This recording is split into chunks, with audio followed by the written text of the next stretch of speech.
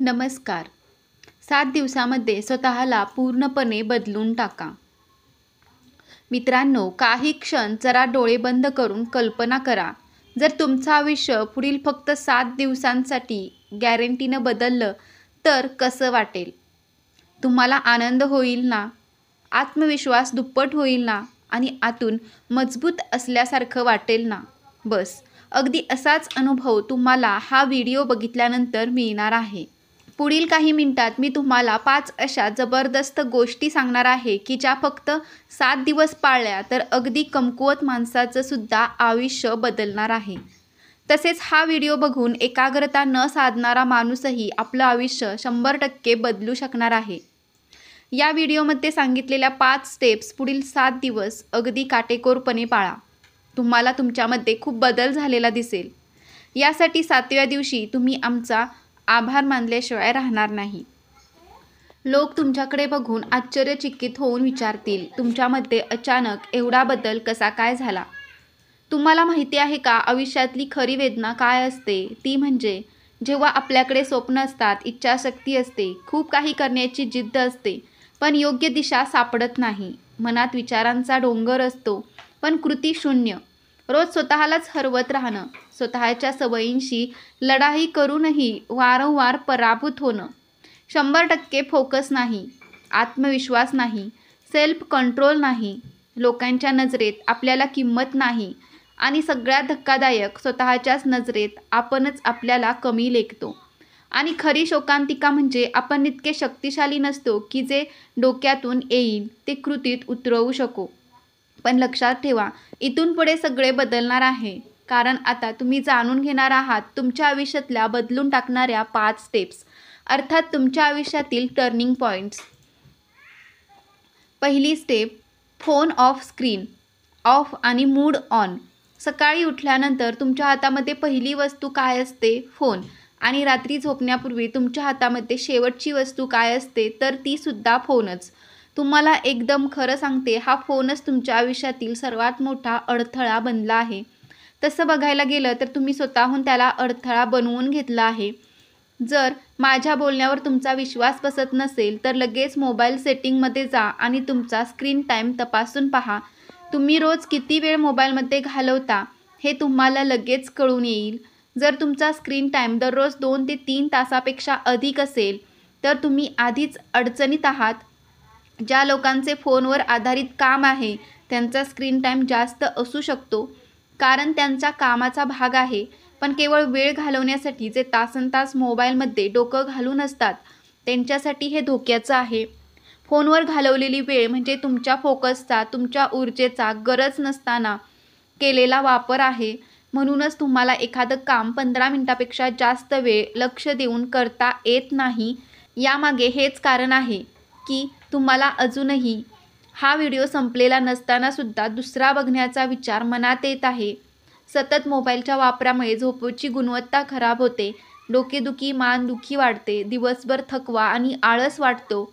लक्षात ठेवा, ज्यांनी फोनवर कंट्रोल मिळवला त्याने 95% लोकांवर आघाडी घेतली असं धरून चला. म्हणून पुढील 7 दिवसांसाठी फोन बंद, स्क्रीन ऑफ आणि मग बघा तुमचं लक्ष, आरोग्य, झोप आणि मूड कसे सुधारतात. स्टेप 2, नो स्वतःवर कंट्रोल मिळवा. नो फॅप खरंच काम करतं का हो? नक्कीच करतं, पण अनुभवाशिवाय तुम्हाला कळणार नाही. नो फॅपचा खरा उद्देश म्हणजे स्वतःवर नियंत्रण मिळवणं. आज तुम्ही स्वतःवरील कंट्रोल हरवून बसला आहात आणि हेच तुम्हाला कमकुवत बनवतं. पुढील 7 दिवस पूर्ण आणि मास्टर बेसला पूर्णपणे नो म्हणा. यावेळी मनामध्ये वाईट विचार येतील, पण त्यावर कंट्रोल मिळवायला शिका. प्रत्येक विजयासोबत तुमचा आत्मविश्वास वाढेल. स्वामी विवेकानंद म्हणाले होते, ज्याने आपल्या इंद्रियावर विजय मिळवला त्यांच्यासाठी या जगात काहीही अशक्य नाही. म्हणून 7 दिवस हा नियम पाळा आणि मग परत या व्हिडिओवर येऊन तुमचा अनुभव सांगायला विसरू नका. स्टेप 3, वेळेवर ताबा मिळवा. अनेकदा आपण म्हणतो माझा टाईम खराब चाललाय, पण सत्य हे आहे की वेळ खराब नसते, आपणच वेळ वाया घालवत असतो. त्यामुळे आपल्याला ती खराब वाटायला लागते. वेळ सर्वांना समान मिळते, फरक फक्त एवढाच, काही जण त्याचा योग्य उपयोग करतात तर काही जण वाया घालवतात. विद्यार्थ्यांनी वेळ पाळली नाही तर नापास होतात. कर्मचाऱ्यांनी वेळ पाळली नाही तर नोकरी जाते. पतीने कुटुंबाला वेळ दिली नाही तर इज्जत जाते आणि शरीरासाठी वेळ दिली नाही तर अनेक आजार जडतात. लक्षात ठेवा, जीवन म्हणजे आपल्या निवडीचा खेळ आहे. आजपासून पुढील 7 दिवस तुमचं संपूर्ण रुटीन फिक्स करा. कधी उठायचं, कधी शिकायचं, कधी काम करायचं आणि कधी झोपायचं, या सर्व गोष्टींसाठी एक निश्चित वेळ ठरवा. सर्वात महत्त्वाचं म्हणजे सकाळी पहिले 4 तास फक्त तुमच्या गोलसाठी द्या. कारण सकाळची वेळ ही कोणत्याही कामासाठी खूप चांगली मानली जाते. कारण यावेळी आपला मूड एकदम फ्रेश असतो. बेंजामिन फ्रँकलिन म्हणाले होते, ज्याला वेळेवर नियंत्रण मिळवता आलं त्याला आयुष्यावर नियंत्रण मिळवणं सहज शक्य आहे. Step number 4. बहुतेक लोक खूप विचार करतात, मोठमोठी स्वप्न रंगवतात, पण कृती मात्र शून्य. हीच त्यांची सर्वात मोठी अडचण आहे आणि यालाच इंग्लिशमध्ये ओव्हर थिंकिंग म्हटलं जातं. ओव्हर थिंकिंग म्हणजे काय हे अधिक चांगल्या पद्धतीने समजून घेण्यासाठी एक उदाहरण घेऊया. पाण्याने भरलेला एक ग्लास हातात धरा. 1 मिनिट धरून ठेवला तर काही होत नाही. एका तासानंतर हात जड वाटायला लागतो. पूर्ण दिवस तसाच धरून ठेवला तर तोच ग्लास हजारो टन वजनाचा वाटायला लागतो आणि हात जड पडतो. ग्लासचं वजन बदललं नाही, फक्त धरून ठेवण्याची वेळ वाढवली तरीसुद्धा हातामध्ये ग्लास धरून ठेवणं अशक्य झालं. मनामध्ये येणाऱ्या विचारांचं सुद्धा असंच असतं. जास्त वेळ धरून ठेवले तर डोकं जड होतं आणि कोणत्याही कामात लक्ष लागत नाही. म्हणून पुढील 7 दिवस हा नियम पाळा. लक्षात ठेवा, रिकामं मन म्हणजे सैतानाचं घर असतं. म्हणून विचारांपेक्षा कृतीला जास्त महत्त्व द्या.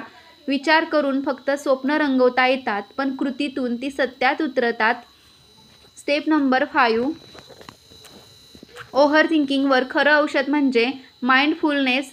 हार्वर्डच्या संशोधनात असं आढळलं आहे की ज्यांनी 8 आठवडे नियमित मेडिटेशन केलं त्यांची मेंदूची पॉझिटिव्हिटी आणि सेल्फ अवेअरनेसचा भाग वाढला आणि स्ट्रेस निर्माण करणारा भाग लहान झाला. विचार करा, 8 आठवड्यात इतका मोठा बदल शक्य आहे तर 7 दिवसात सुरुवात का नाही होऊ शकत. म्हणून रोज थोडा वेळ ध्यान, प्राणायाम, मौनात बसणं आणि स्वतःवर लक्ष केंद्रित करणं सुरू करा.